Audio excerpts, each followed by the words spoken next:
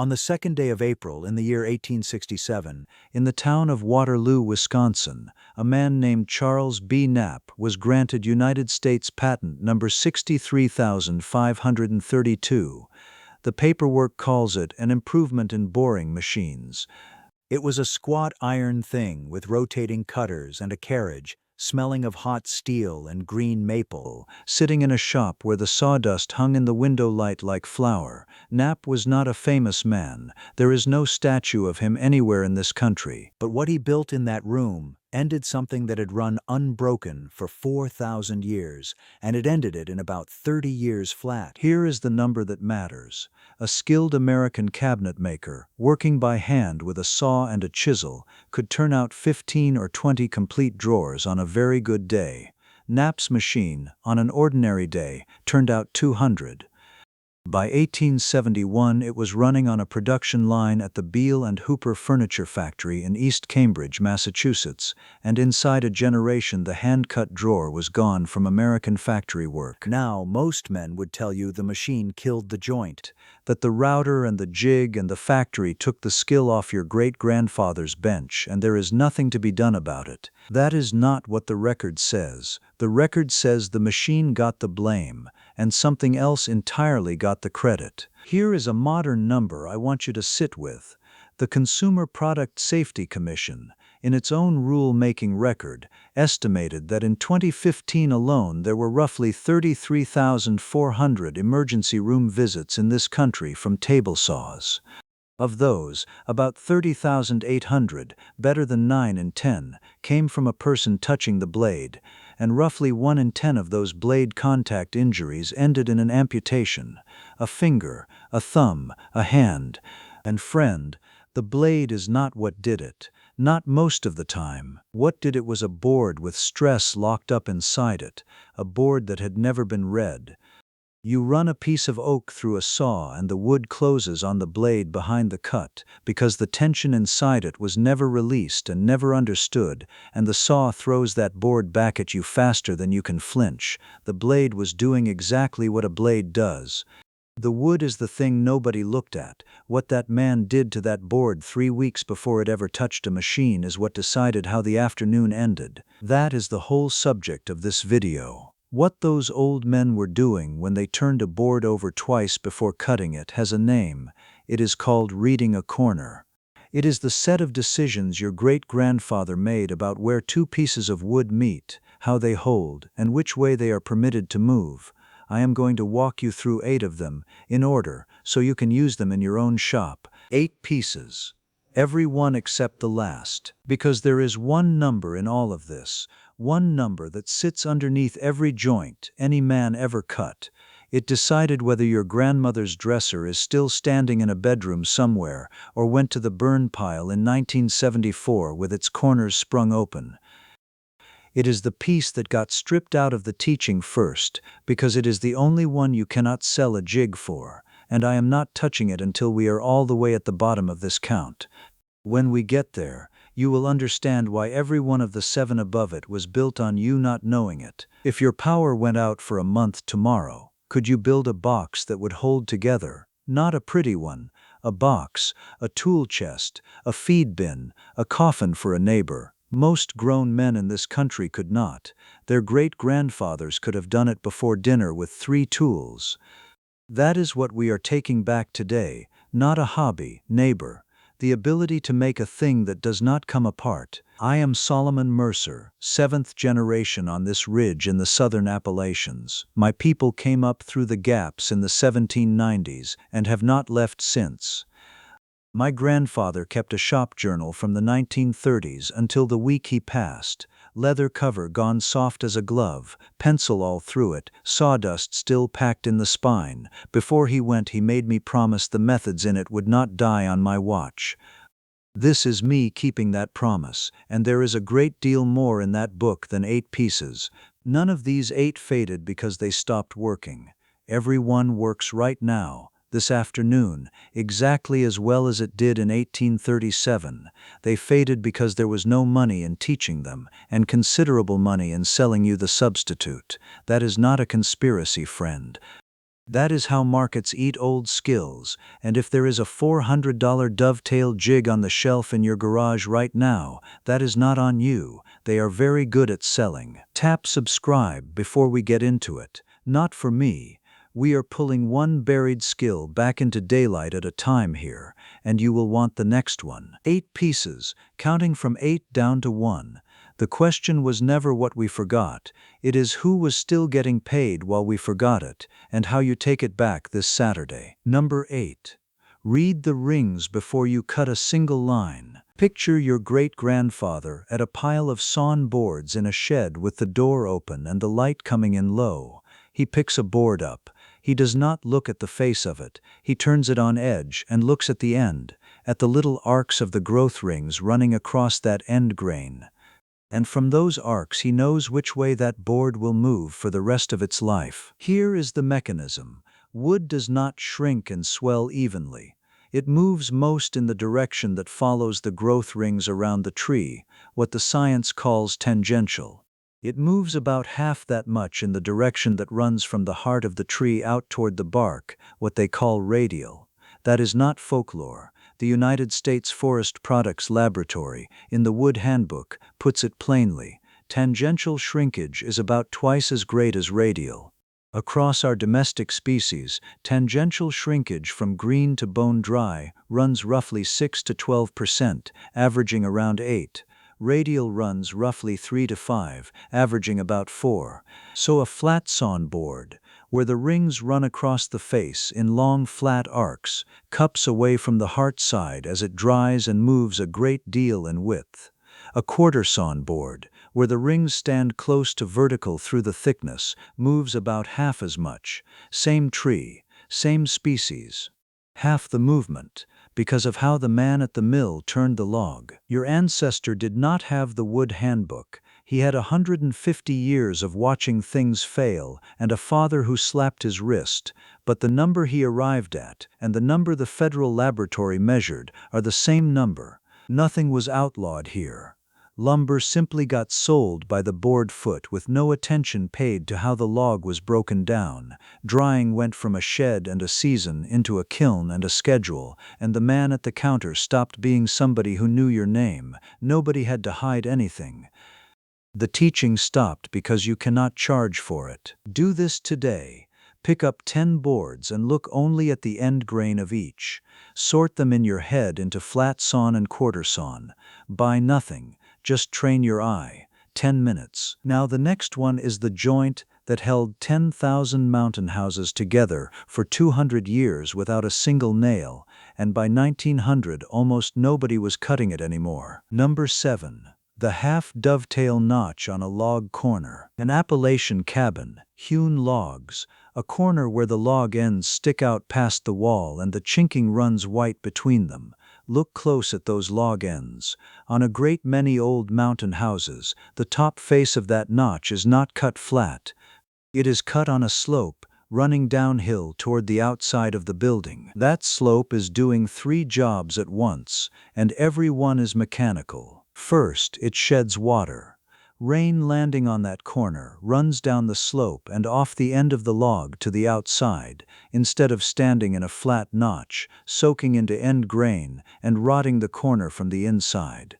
That is why you can still walk up on a 200-year-old cabin in Tennessee or western North Carolina and find the corners sound while the roof is gone. Second, it locks.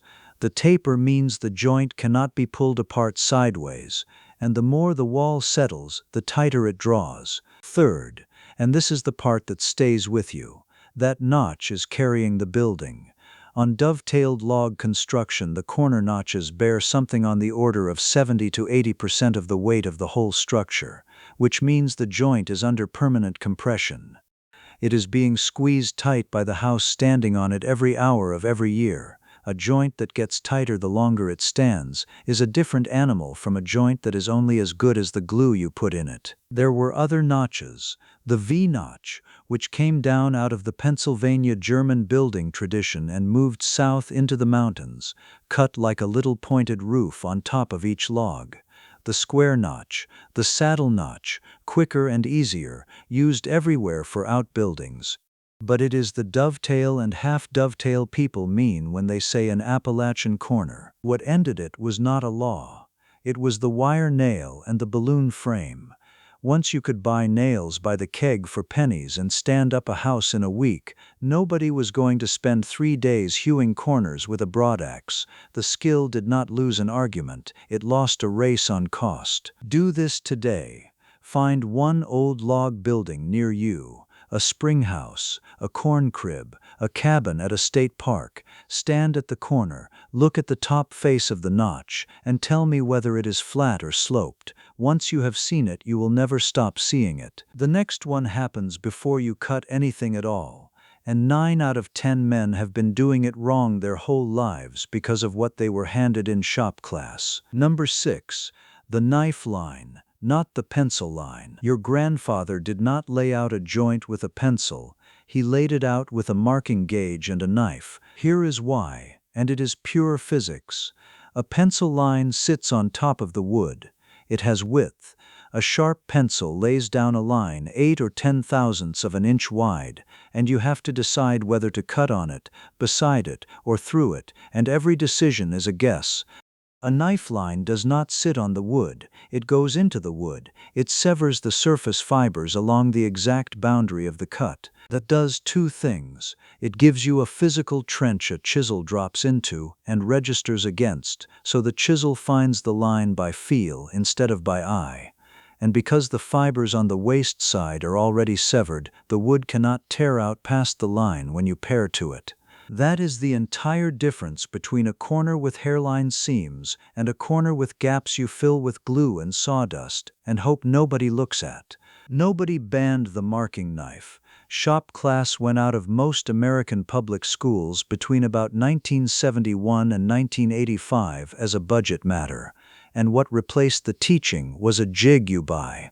A jig does not need you to know how to lay out a line. That is precisely what it is selling. A jig is a fine thing to own, and I own one. Just know what it took from you on the way in. Do this today.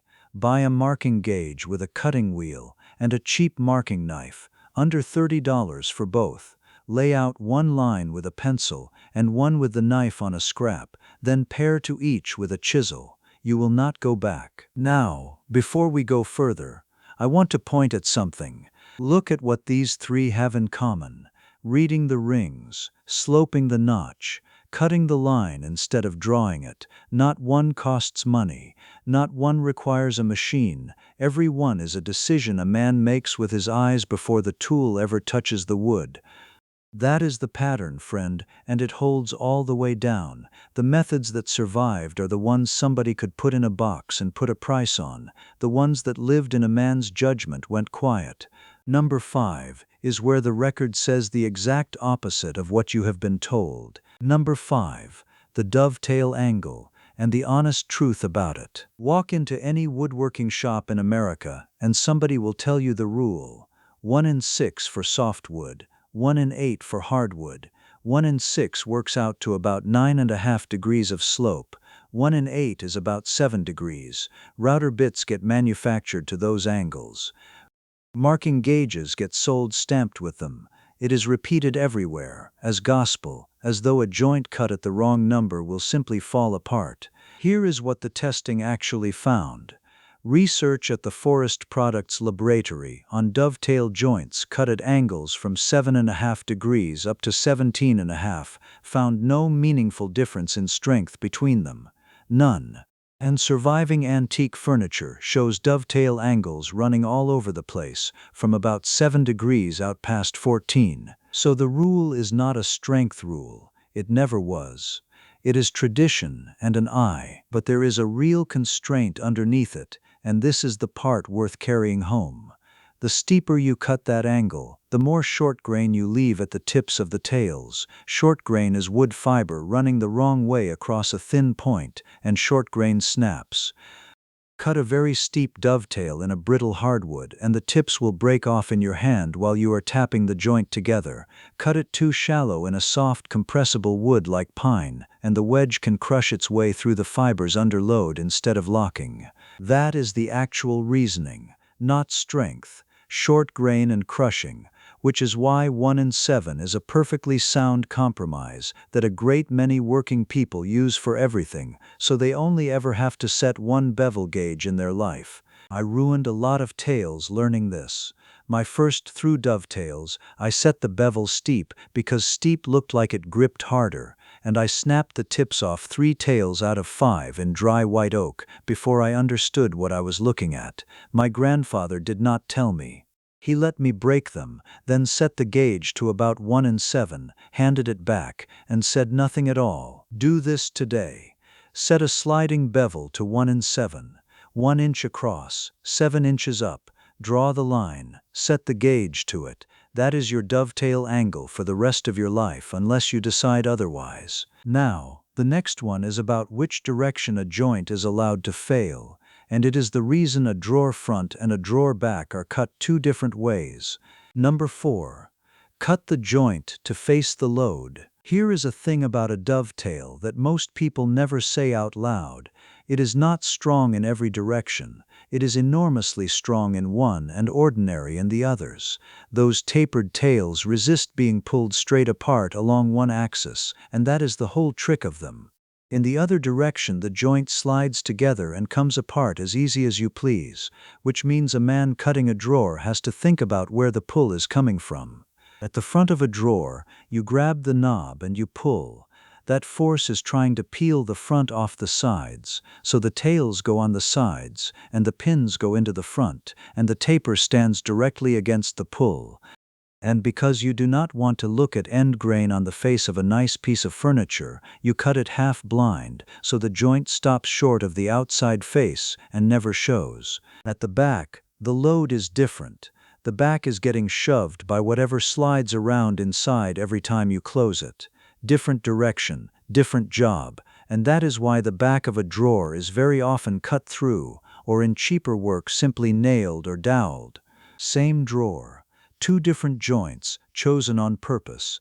That is what reading a corner actually means, friend. Not memorizing joints, asking which way this corner is going to be pulled for the next 100 years, and then cutting the one that stands against that pull. Do this today. Go open a drawer in your house and pull it all the way out and look at the front corners, then the back corners. See if they match. On anything built before about 1900, they usually will not. Now here is the second thing I want you to notice. From here down, the last 3 are the ones with the highest value and the least teaching left in them. And number 1, the piece I promised you at the top, is the piece that decides whether anything above it holds. Number 3. Draw boring, the joint that clamps itself. You have got a mortise and tenon, a tongue on one piece going into a hole in the other. The oldest known timber structures in the world, a set of wood-lined water wells found near Leipzig, Germany, dated by tree ring analysis to between about 5,600 and 4,900 years before Christ, are held together with mortise and tenon joinery, 7,000 years. It is also in the Khufu ship at Giza, from around 2500 BC. This is not a technique, it is an inheritance. Now here is what your great-grandfather did to it that almost nobody does anymore. You bore a hole straight through both cheeks of the mortise. Then you fit the tenon in, mark where that hole lands on the tenon, take it back out, and bore the hole in the tenon slightly off from that mark, move toward the shoulder of the tenon, not much. Then you drive a tapered wooden peg through the whole business. The peg cannot go straight through, because the holes do not line up, so as you drive it, the peg's taper forces those 2 holes into alignment, and the only way they can align is by dragging the tenon deeper into the mortise. The joint pulls itself shut, permanently mechanically, with no glue and no clamps. How far off do you set that hole? Joseph Moxon, in Mechanic Exercises, the English how-to book on the trades from the last quarter of the 1600s, told the joiner to offset it by the width of a shilling. Modern woodworkers who have chased that down land somewhere between a 16th and 3/32 of an inch call it a 16th, and you will not go far wrong. This is how timber-framed barns went up. No glue, no clamps, no steel, a crew, a mallet, and a bag of oak pegs. Those frames are still standing across the eastern half of this country right now. The failure mode is offsetting too much. Get greedy and you shear the peg off inside the joint, or blow out the wall of the tenon. In soft wood, air smaller. I split 2 tenons, learning that on a workbench, both times because I thought more offset meant more grip. Do this today. Buy a length of oak dowel, 1/4 inch, a couple of dollars. Shave one end to a taper with a chisel. Cut yourself a practice mortise and tenon out of scrap, offset the hole a 1/16 and drive it. Watch the shoulder close up with nothing holding it. Number 2. Know what the joint is for, and know what it is telling you. Now we come back to nap, because I owe you the rest of that story. Between 1833 and 1900, roughly 106 patents were filed in this country for machines meant to cut dovetails. 106. Every one of those inventors was trying to make a machine imitate a hand, and every one was failing, because nobody could work out how to cut more than one uniform pin and tail at a time. Knapp did not try. He understood the goal was not a dovetail. The goal was a drawer that does not come apart. So he designed a different joint entirely, round and scalloped, a pin sitting in a half circle that a machine could cut all day. It goes by half a dozen names: the pin and cove, the scallop and dowel, the half moon. Most call it the Knapp joint. And here is the part I want you to have. If you ever pull open a drawer in an old piece of American furniture and see a row of little half circles with pegs in them along the side, you know something most people in an antique store do not. That piece was almost certainly made in a North American factory between about 1871 and 1900. 30 years, then it vanished. What killed it was not weakness. By all accounts, it is a very strong joint. What killed it was the colonial revival. Around the turn of the century, American taste swung hard back toward the look of the founding era, and a joint that plainly announced it came out of a machine no longer sold furniture. At almost exactly the same time, machinery finally arrived that could fake a hand-cut dovetail. So the factories went back to the old look and the honest machine joint went in the ground. There is a lesson in that, and it is not a sentimental one. The dovetail did not win because it was strongest. It won because it looked like a person had made it. For 30 years, American families were sold a change in appearance and told it was a change in quality. Nobody lied. Markets moved. But the man who knows what a joint is actually doing cannot be sold that trade. The man who does not can be sold it every time. Do this today.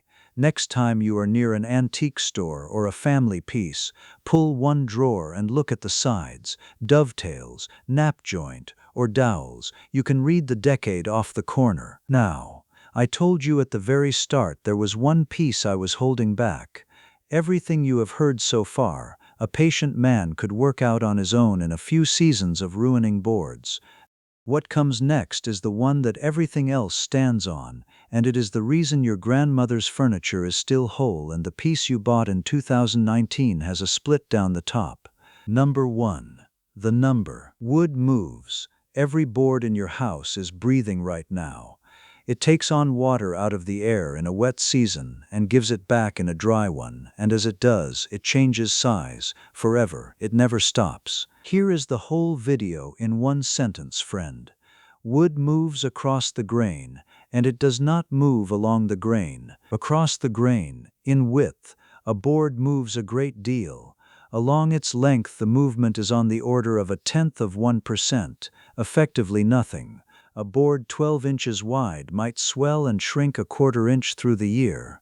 That same board, 10 feet long, will not change its length enough to measure with anything in your shop. That difference is the entire reason corner joints fail. Because the moment you glue one board's long grain hard across another's at a right angle, over any real width, you have locked a piece of wood that wants to move to a piece of wood that will not let it. And wood is stronger than glue. Come the first dry winter with the wood stove going, that corner has 2 choices: break the glue line or split the board. It has no third option. It is not a question of whether you did good work. It is arithmetic. Everything your great-grandfather did about corners was designed around this. It is why a panel floats loose in a frame instead of being glued in. It is why a breadboard end gets pinned in elongated slots so the top can slide under it. It is why a dovetailed box is cut so the grain of both boards runs the same direction around the carcase, so the whole thing swells and shrinks together instead of fighting itself at the corner. And here is the number itself. The Forest Products Laboratory publishes the average moisture content that wood settles to inside American buildings. For most of the United States, that number is about 8%. Along the Atlantic and Gulf coasts, it runs closer to 11. In the arid Southwest, it drops to around 6. Freshly cut green wood, meanwhile, sits at or above what is called the fiber saturation point, somewhere around 28 to 30%. That is the whole ball game. If you build a cabinet out of lumber sitting at 15% and it lives in a heated house that pulls it down to 8, every part of that cabinet is going to shrink after you built it, in width only, and your corners are going to be the place where it shows. So the rule, plainly, bring your wood into the room where the finished piece will live, sticker it with air on all sides, and leave it 2 weeks minimum before you cut a joint. Longer is better. Buy a moisture meter, $25 or $30, and do not cut until the wood reads close to the number for where you live, 8% for most of this country, and never glue long grain hard across long grain at 90 degrees over a wide panel and expect it to hold. That is the piece. Every jig, every glue, every clamp, every $400 accessory on the shelf is built on the assumption that you do not know that number, because if you know it, most of what they are selling becomes optional. Nobody hid this from you, neighbor. There was simply never a dollar in reminding you. Now the honest word before we close, because you deserve it straight. I am not your safety officer. A table saw will take a hand off in less time than it takes to blink, and the Commission's own record shows that after years of rulemaking they dropped the proposed blade contact standard in 2025. Which means the protection on your saw is still your own habits. Use the riving knife, use a push stick, wear eye protection, never reach over a spinning blade for a cutoff, and keep your chisels sharp, because a dull chisel is the one that skates off the work and into your palm. A sharp tool is a safer tool. That is not a slogan, that is the physics, and I am not selling you doom. The stores are open, furniture is cheap, nothing is ending. What I am telling you is smaller and better than that. There is a competence your great-grandfather carried in his hands that got set down somewhere in the last 100 years. It was never taken from you by force, it just stopped being handed across. So do not try to learn all 8 this weekend. Do 1. This Saturday, buy a marking gauge and a marking knife, under $30. Take scrap pine, lay out 1 line with a pencil and 1 with the knife, pare down to both with a chisel, and look at the 2 edges side by side in the light. That is a 10-minute lesson your grandfather got at 8 years old, and it will change every joint you cut for the rest of your life. Or buy the moisture meter. $25. Stick it in every board in your shop tonight and find out what you have actually been building with. One thing, that is how it comes back. Your great-grandfather knew all of this, friend. Somebody just never got the chance to hand it down to you. That is what I was here for tonight. Tell me down below, did your grandfather have a shop? What was on the wall of it? A brace and bit, a wooden jointer plane, a draw knife, a broadaxe. Name the one tool you remember and tell me if it is still in the family. The tool that shows up most in those comments is the one I build the next video around. And next time, we go after the seasoning shed, how your great-grandfather turned a green log into stable, quiet lumber with nothing but stickers, shade, and time, the rule of thumb that told him how long it had to sit, and the decade the kiln made sure your grandson would never learn it. Keep the old ways, they kept us.